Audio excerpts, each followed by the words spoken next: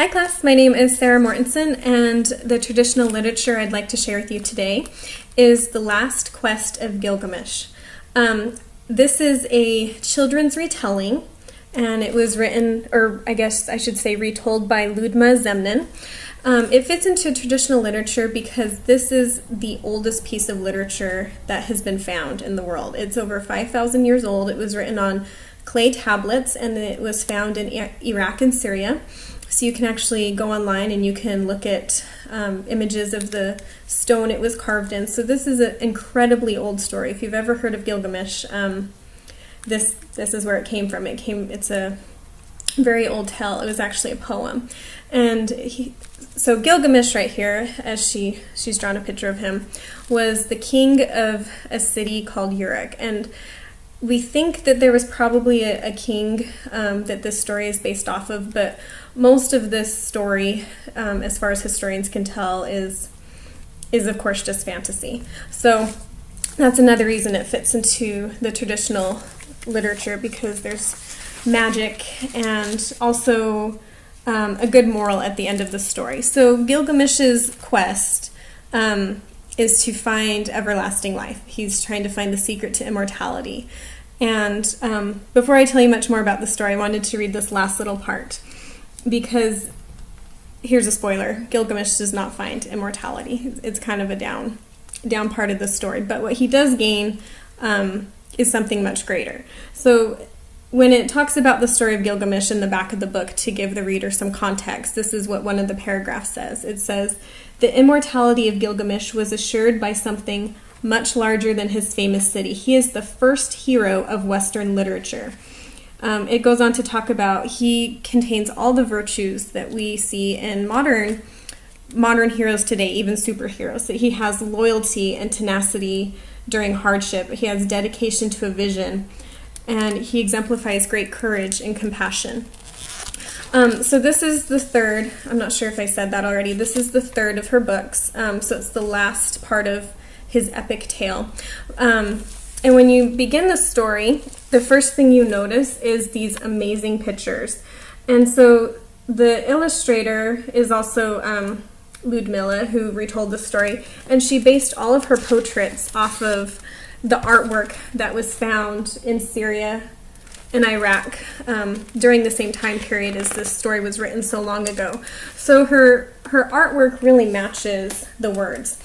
And like I said, this is the third story. So when it begins, Gilgamesh is lying almost dead here on a shore. And his bird comes and helps him.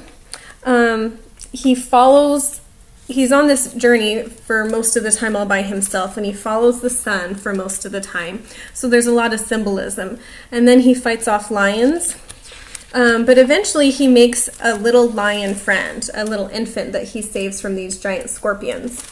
And that becomes his companion for the rest of the journey. In fact, he even carries the lion through a desert. So most of the story seems pretty impossible, because you certainly couldn't carry a lion that far, and a man couldn't fight off 2 giant scorpions all on his own.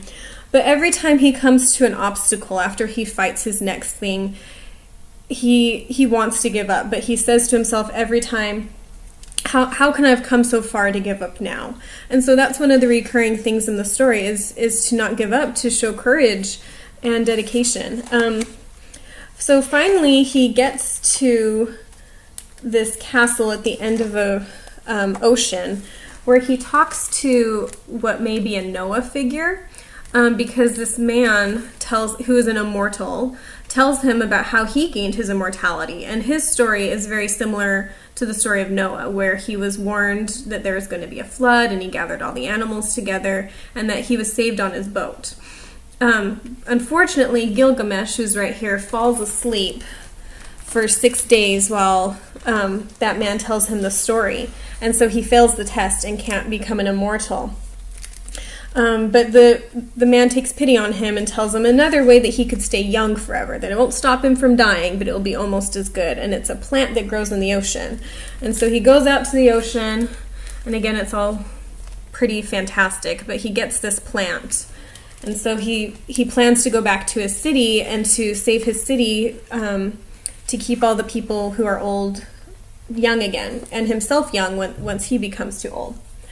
But the sneaky serpent, so you can see there's lots of like biblical elements, comes and eats the plant while he's asleep, unfortunately. So his dream is dead, and he's just heartbroken and devastated because he's gone through so much to not gain everlasting life. But his friend who had died was sent back from the underworld to save him, which is this bird creature right here. And what he does is he takes him back to the city and basically just changes his perspective. So while he's up above the city, he looks down, and his friend tells him that his legacy and his immortality is in his kingdom, that his kindness and his goodness is what will be immortal, and that he will forever be remembered as a great king.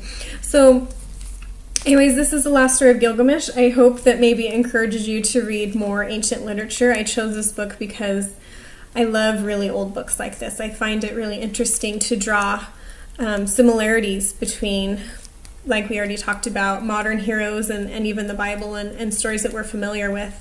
But this one, it was the original. We don't have anything else older than that. So thanks, and have a great day.